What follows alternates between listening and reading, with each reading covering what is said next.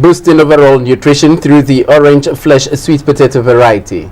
Is Ghana's fishing industry on the brink of collapse? An Islamic State blamed for act of war in Paris.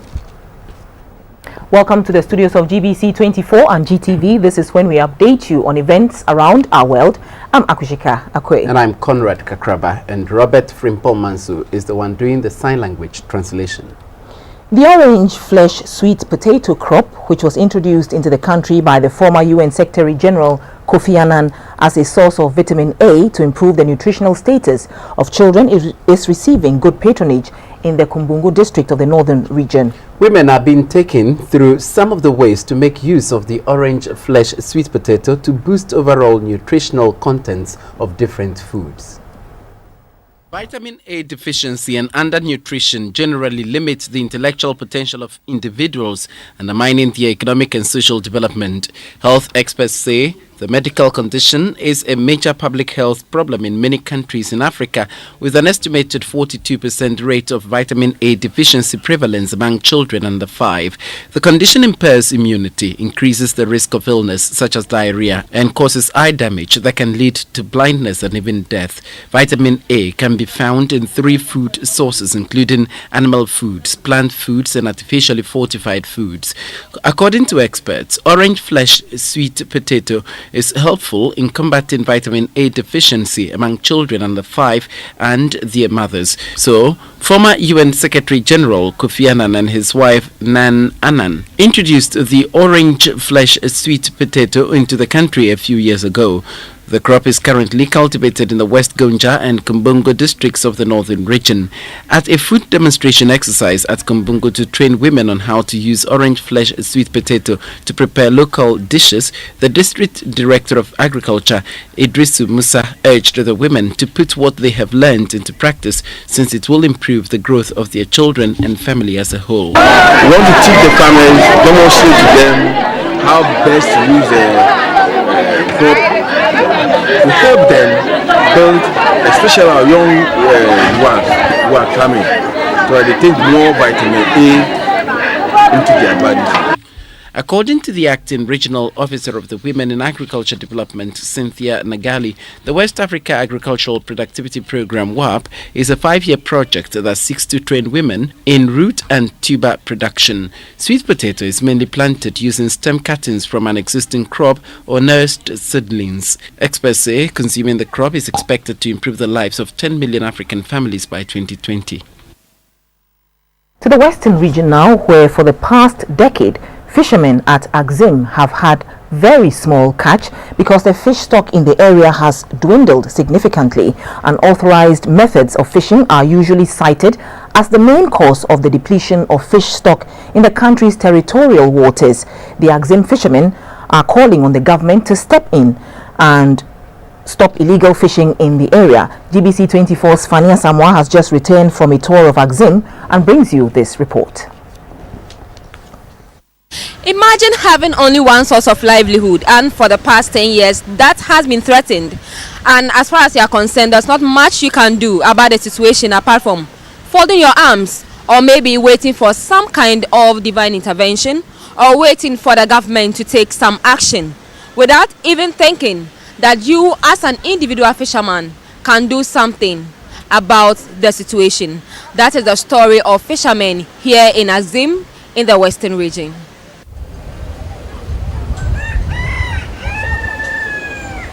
The people of Axim are predominantly fishermen. Axim is the coastal town and the capital of the Nzema East Municipal Assembly. Axim lies 64 kilometers west of the port city of Sekendi Takrady in the western region, and also to the west of Cape 3 Point. This is Upper Usika, a suburb of Axim. Here, there is a beach where thousands of the inhabitants fend for themselves by going to sea. The inhabitants used to catch all sorts of fish. They usually get tuna and shark. Tuna comes all year round.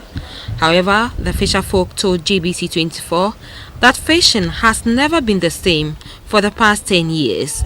The last time they really had a bumper catch was in 1983.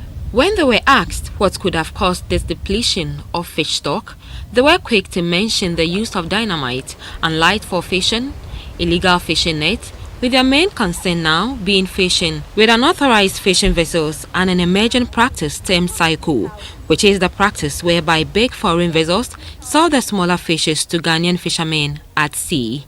They suggested that more fishing holidays apart from Tuesday be established to allow pregnant fishes to give birth. For instance, one herring can produce 700,000 more fishes, so killing a pregnant herring means killing 700,000 prospective fishes. Effects of mining activities upstream in the Ankobra River is also said to disturb the ecosystem of fish. As the team interacted with the fishermen, they expressed despair and even fear, the fear of losing their only source of livelihood. Mr. Kwame Nakuma, for example, has 6 children in school. He has not been able to fish for the past 2 years.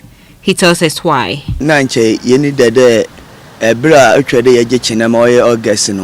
We were all looking forward to a good catch this August, but we got disappointed. This has brought economic hardship to us. Fishing is our only source of livelihood. Kojo Akun, another fisherman, has 9 children and has been sick for some years now. The canoes and nets he was using to fish were seized by the marine police. I traveled and came back to realize my fishing nets had been seized, so I don't go to sea anymore. My major headache now is how to pay for my children's school fees. Michael Noko is the acting chief fisherman of the Canoe Council of the Nzema East Municipal Assembly. The Canoe Council has 255 registered canoes as at last year. He told the news team that they are hopeless and cannot stop the human activities contributing to the depletion of fish stock in the area. Illegal guarantee coral reef Galamsey activities have polluted the coral reef, which is the area where fishes usually settle to lay their eggs. Bad fishing practices have also contributed to the depletion of fish stock. That is the reason why we are asking the government to empower us to deal with perpetrators. The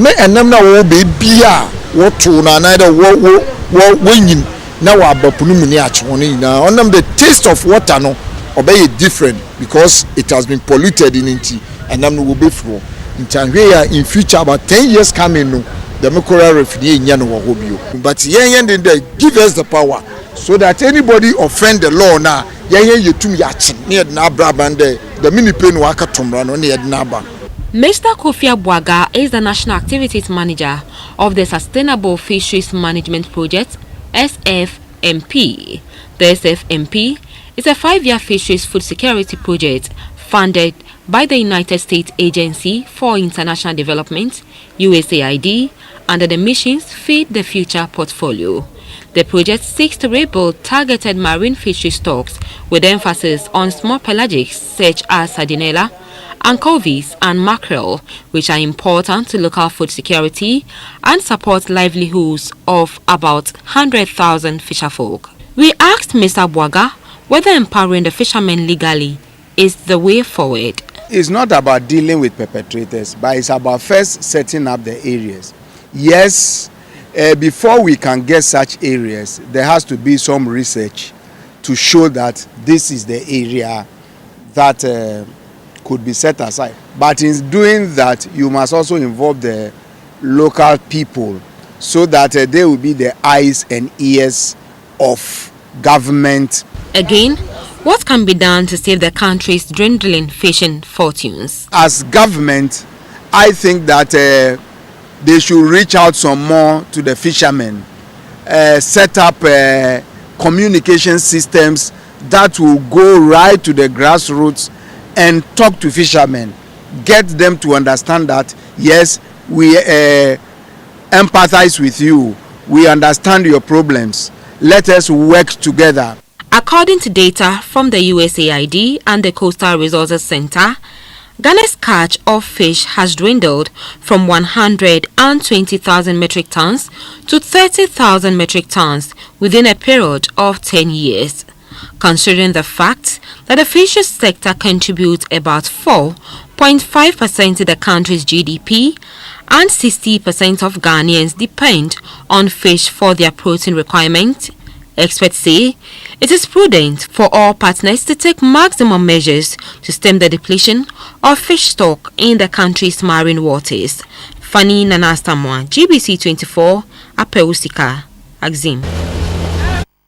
A health training center to regulate the recruitment of students into Ghana's health institutions has opened in Accra.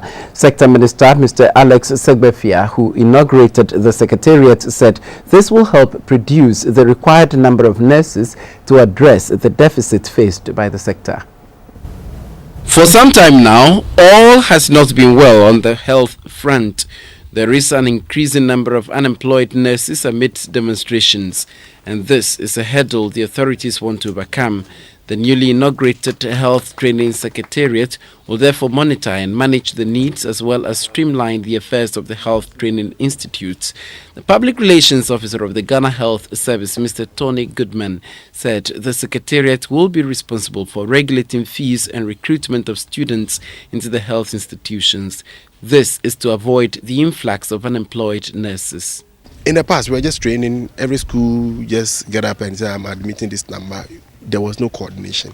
So this particular institution is supposed to coordinate all the nursing training institutions, tell us the number of people we are training, by what period of time, and when we should expect what number and where they should be going. Health Minister Mr. Alex Segbefia also presented 2 vehicles to the Secretariat to support his operations. He said the vehicles were benefits from the United Nations missions for Ebola emergency response, and he was grateful for this gesture and tasked the Secretariat to use the vehicles for the intended purpose.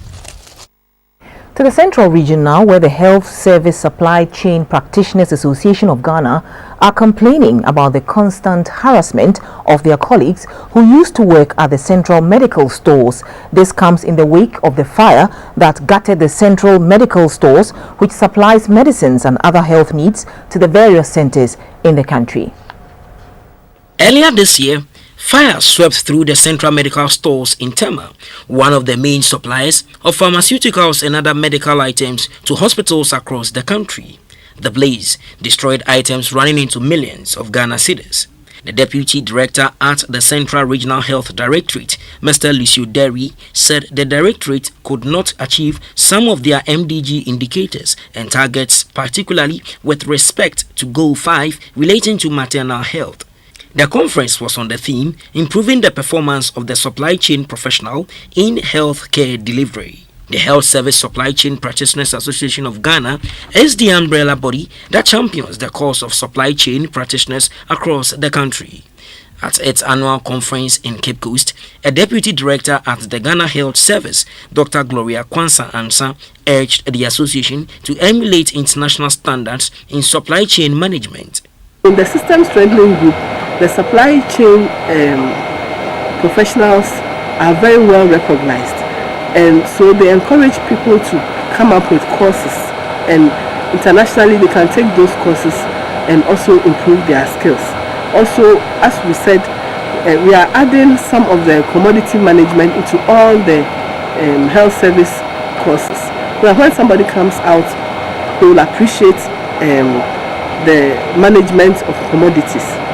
According to the president of the Health Service Supply Chain Practitioners Association of Ghana, Mr. Franklin Oshriyamoa, though investigations by the Bureau of National Investigations, BNI, have been concluded, his colleague professionals who used to work at the central medical stores are constantly harassed.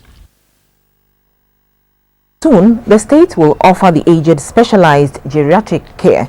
This comes under a project covered by an MOU between Ghana and Denmark. This means they will have access to a medical facility exclusively dedicated to their care and treatment. Gender Minister Nanoye Litha made this known on a tour of some parts of Ashanti and Bunahafo.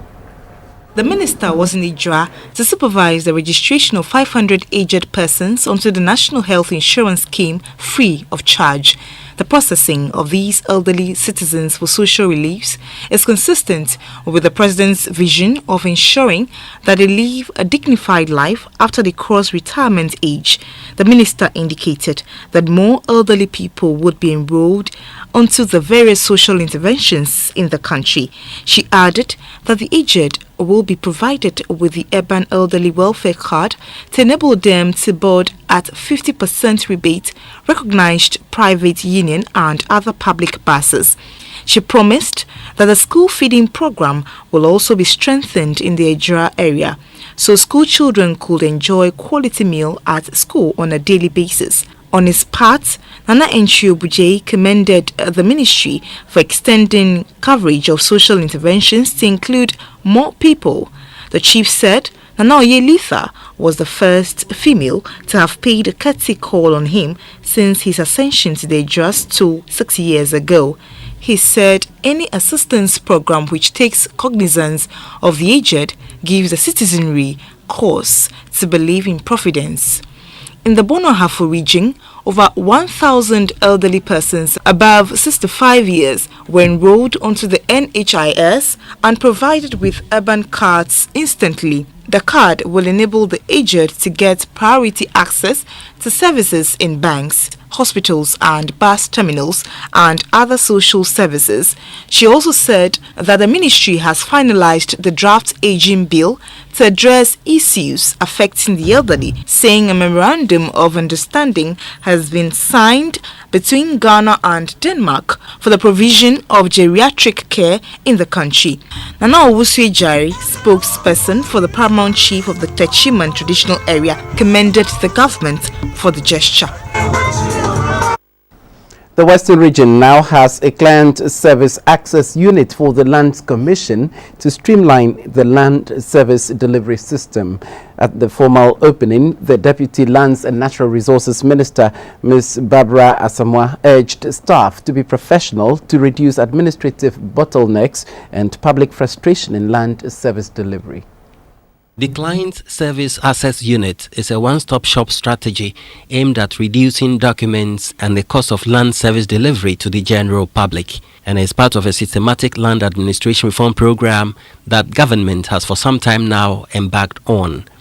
In this arrangement, documents will be vetted against a standard checklist to ensure that all applications for land services have met all the requirements before the documents are admitted into the unit's database, and a date issued to clients to return for collection of documents. Clients under the new system are to deal solely with the Client's Service Access Units. The secondary Client Service Access Unit is the fifth one established after those of Bolgatanga, Tamale, Kofodria and Accra. The unit has a computerized office, banking services, in addition to 2 brand new vehicles. In an address, the national chairman of the Lands Commission, Alhaji Bakari Sadiq Nyari, told staff of the commission to let client satisfaction be their watchword. The paramount chief of the Wasaminfi traditional area, Tetrete Ekwemwa Sechim, who represented the Western Region House of Chiefs at the ceremony, was happy about the establishment of the facility in the region. The old way of doing business is gradually dying out.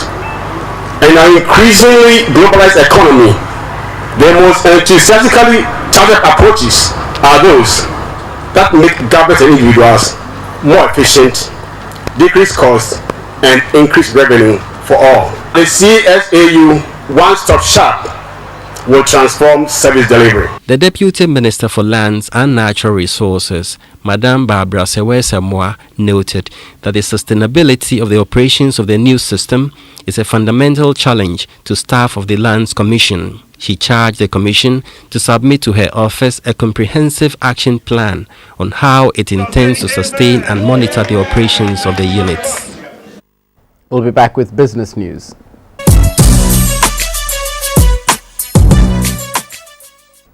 And now some business news. A project to develop a 140 megawatt gas-fired power plant is set to begin in Benin in Jomoro district of the Western region. This follows the signing of an agreement in Accra between Wuta Energy and Cummins Cogeneration. The plant is the first phase of a 300 megawatt power purchase agreement to supply energy to the national grid. On completion, it will be the largest gas engine power project in sub-Saharan Africa. At a time of growing concerns about the generation and usage of power, the power plant project comes in handy. The Benin power plant will be fueled by gas from the Atwabo gas processing plant through a 4-kilometer pipeline. Currently, the land is being prepared for the construction, which will begin next year. The project is in 2 phases. Phase 1 will see the construction of 140 megawatts plant to be commissioned in August 2016. Heads of the 2 companies undertaking the project, Cummins Cogeneration and Wuta Energy, agree that local content and environmental protection will be key in implementing the gas engine power project. The project will offer major improvement to the Ghanaian energy sector. It will accord Ghanaians employment and training in various aspects of power generation business. Thus, the Benin power plant will not only increase the total energy base of our country, but it will also jumpstart economic activities, especially in the catchment communities. The environment is extremely important to all of us. Of course, light is important, but if the light is coming at the cost of our health, nobody wants it. And so our business is very much focused on the utilization of natural gas. And for this, we look for all the encouragement that Ghana gives us with the recent finds of offshore gas. It's a very, very clean fuel to use. The Minister for Energy and Petroleum, Mr. Emmanuel Kofi Amabua, lauded the initiative, calling it a timely intervention in strengthening the energy sector. We have projected that by 2019, this country will be producing indigenously over 500 million standard cubic feet of gas a day.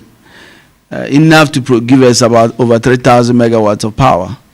And that, to me, is the hope we see for Ghana. The traditional rulers of Jomoro, led by Awolai Anoije, are elated about the project. They called for a sustainable arrangement for those who give out their lands for such projects to benefit. The Benin power plant, which will make use of Ghana's natural gas reserves, is the first development in the region to utilize organic Rankine cycle, which captures waste heat from the plant to generate additional energy. The private sector in sub-Saharan Africa is creating jobs at a faster rate than GDP growth. Yet the sector is still facing problems with skills gaps as well as skills mismatch. At an intra-Africa Talent Mobility Partnership Labour Market Program in Accra, the Director of Research, Statistics and Information Management at the Ministry of Employment and Labour Relations, Ms. Marianne Addo, says bridging the gap is a collective responsibility. Private sector is a key source of wealth creation, profitability, jobs and economic growth. But the sector can only contribute to economic transformation if the required human resources are available to drive it.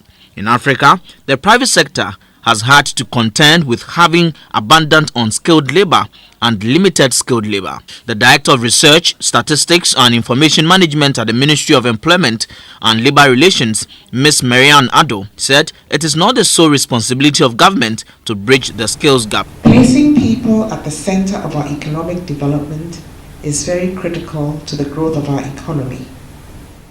Therefore, I believe that the time is ripe for us as a country to have a dialogue on issues that hinder the development of our human resource capacity. And beginning such discussions here is suggestive of the fact that both the private sector and government alike are interested in addressing the challenge of skills gaps faced by the country in particular and Africa at large. The Director in charge of Policy Advisory Service of the African Center for Economic Transformation, Dr. Edward Brown, made some suggestions to deal with unemployment in Africa. The talent mobility is just serving as a catalyst to drive government programs, particularly in the area of ensuring that there's effective coordination, among the various West African countries in the availability of skills, and to ensure that labor, highly skilled labor, can move to where the demand is greatest. So the whole idea of having a clearinghouse database to do that. The aim of the program is to broaden the understanding of the private sector players on the role of talent mobility in filling the needed skills development gaps and addressing skills mismatches across borders. Unibank has donated some items to the Kolebu Polyclinic as part of its Customer Services Appreciation Week celebration, which kickstarts today. January 2001, Unibank has been providing banking services focusing on meeting the banking needs of individuals as well as small and medium-scale enterprises (SMEs). As part of their Customer Week Appreciation celebration, the bank organized a cleanup exercise at the Kolebu Polyclinic. They donated 2 computers to the clinic to enhance their work. The Executive Director of Unibank, Mr. Owusu Ansa Aure, spoke about the activity. We are here to show our appreciation to our clients, to society, and then to also launch to the whole world that throughout the week, Unibank will be going through series of activities to mark our Client Appreciation Week. Management staff of the bank will be at the forefront, meeting and interacting with the customers. We shall also be visiting some of our clients who are not in good health, some of our loyal clients who have been with us for a very long time. This is the time for us to appreciate them and to celebrate them. A nursing officer at the polyclinic, Ms. Barbara Boy, received the items on behalf of the clinic. On behalf of Polyclinic and Kolebu in general, I want to express our sincere gratitude for what you have done for us. We're going to use it, and I believe it's going to enhance the progress of our work. We'll be back with My Journey. My Journey, a reporter's diary of events from across the country, showing every Saturday night at 7:30 p.m. only on GBC24. Welcome to the My Journey segment. News gathering has its own challenges, not to mention working in rural Ghana. The job of a reporter, especially outside city centers, among others, is to tell the story of rural Ghana, bringing to the fore challenges of the communities and also sharing in their joys and successes. But first, one must be acquainted with the terrain and gather the needed facts to compile a comprehensive report. Our Brong-Ahafo regional correspondent Frida Aban has sent this report, sharing experiences with colleague journalists. It is arguable that life away from the urban centers is peaceful, but factors to back this include less noise, less vehicular traffic, and less distraction from the bright lights of nightlife. A reporter's job at his duty post outside the major centers is generally cut out, since it is not a departure from informing, educating, and entertaining. A bumper harvest, poor infrastructure, festivals, health challenges, these stories must be told. To hear from the journalists on the field, GBC24 caught up with some reporters in the Brong-Ahafo region on their way back from an assignment at Domahinkro. First, to share his experience in rural reporting was Radio Ghana's John Sam Arthur. One thing I like to talk about is food. You know, in the rural areas, I mean, it's very difficult to come by, food served in the manner that you would want, so you need to eat before you start the journey or have something packed. But I believe that rural reporting is also very, very important because much of Ghana is rural, so the issues that affect the average Ghanaian abound here. For more than 10 years, Daniel Daye has reported from the rural areas. For Daniel, his joy is to make a positive impact in the lives of the inhabitants of hard-to-reach areas. This he does by regularly updating the authorities on the state of development in those areas. Reporting from here is interesting because unlike in the cities where there is hustle and bustle in town life, in the rural areas it's not like that. Dennis Pepra and Larry Moses have also been in Brong-Ahafo for more than 10 years and have both experienced urban and rural reporting. They also describe their role as invaluable since they are conduits of information to the relevant authorities for area-specific development in the rural setup. I like rural reporting because if you go to rural areas, you look at what people are going through. My sister is a hell. So I think it's better we work here and allow other colleagues in the cities to also do their part there. I'm really happy working here as compared to the city. The stories are in the rural areas. Many draw inspiration from those who have successfully told the rural Ghana story, leading to a marked change and gradually developing communities. It may be difficult at first to win the trust of the rural folks sometimes, but one thing is certain: there is always joy when progress is made and life for the rural dweller improves. So that was Frida Aban's stint in the Bono Ahafo region. Same time next week, another story on this segment. We'll be back.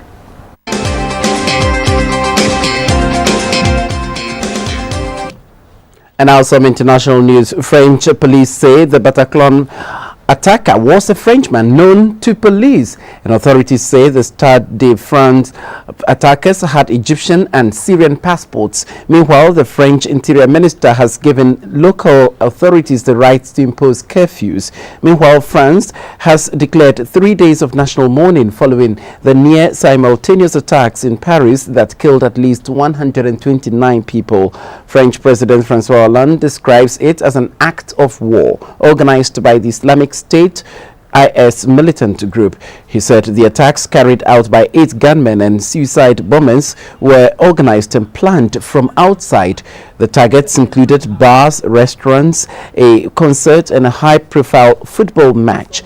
IS claimed the attacks, and Mr. Hollande raised the security threat level to its highest point and imposed a nationwide state of emergency. Hospital officials now put the number of injured at 350.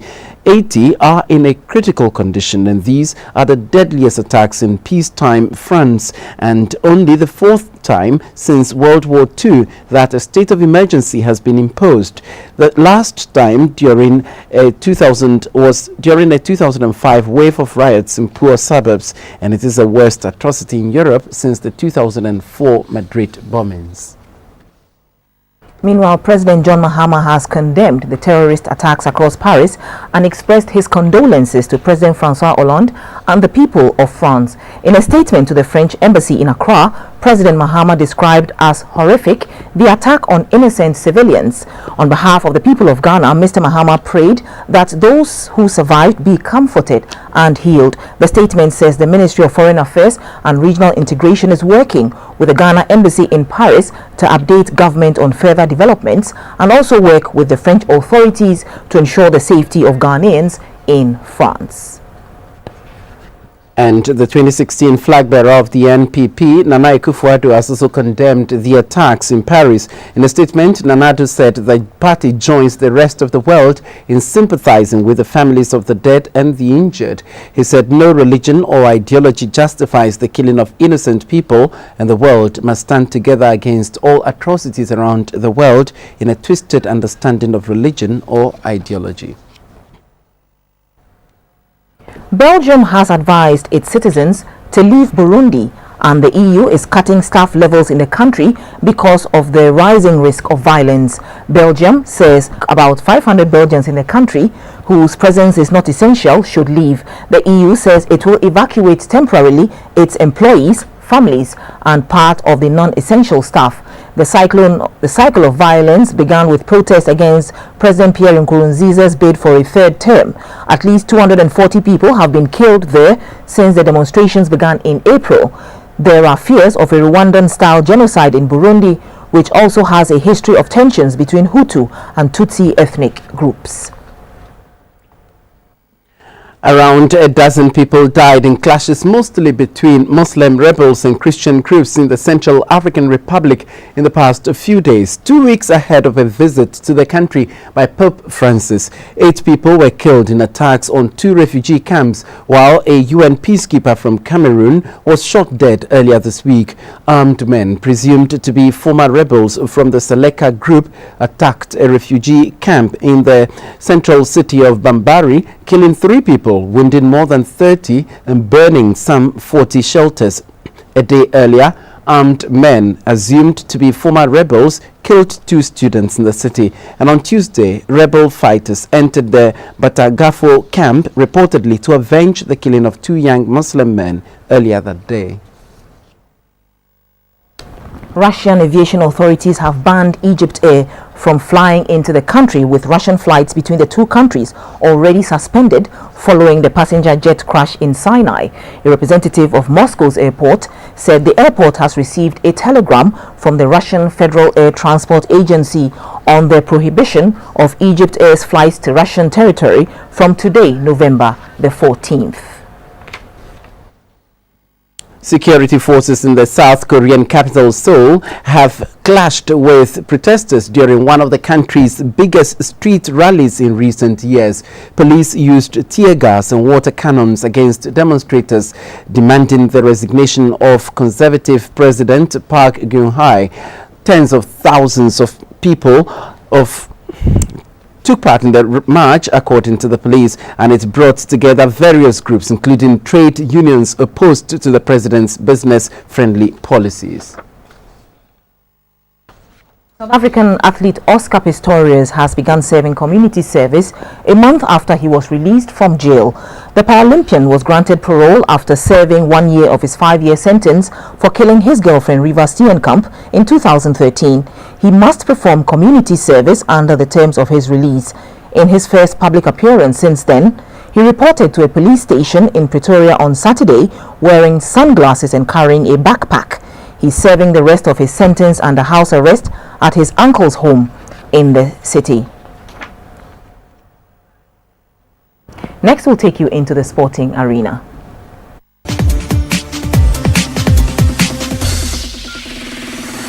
The second edition of the National Triathlon Championship has been launched in Accra. The event, which takes place tomorrow Sunday, has been dubbed the Kempinski Race Series.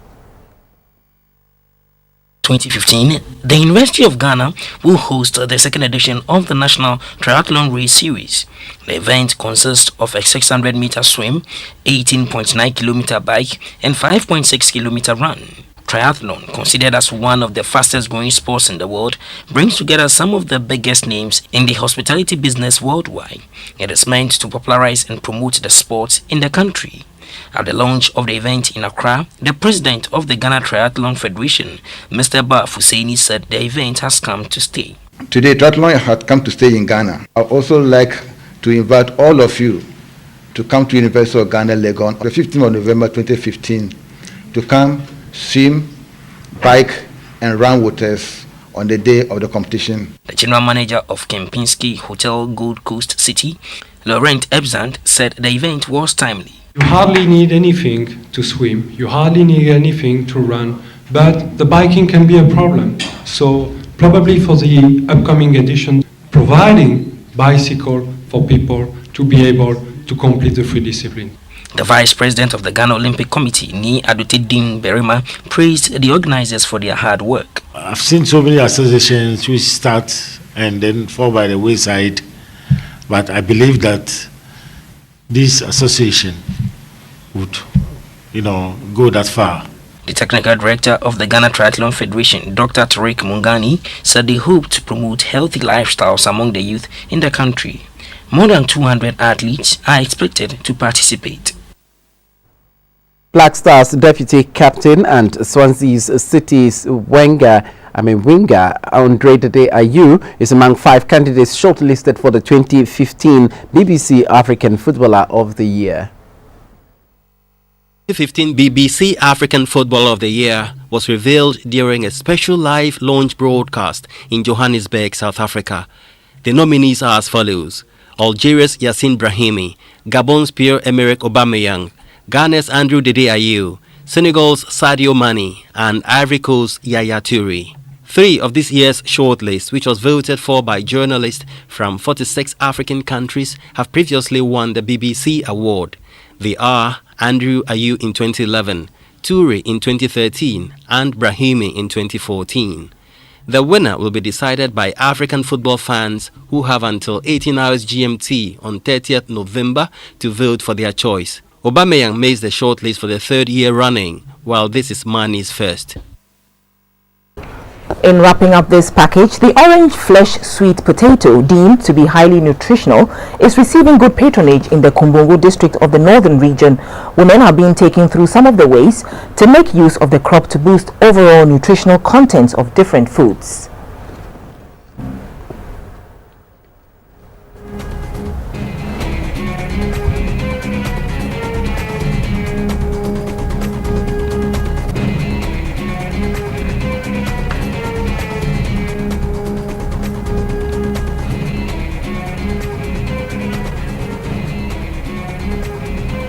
For the past decade, fishermen at Axim in the western region have had very small catch because the fish stock in the sea has dwindled significantly. Unauthorized methods of fishing are usually cited as the main cause of the depletion of fish stock in the country's territorial waters. And France has declared 3 days of national mourning following the near simultaneous attacks in Paris that killed at least 129 people.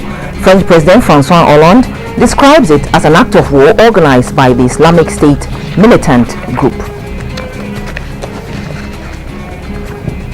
Thank you for keeping company with us. Have a rollicking Saturday night. Good evening.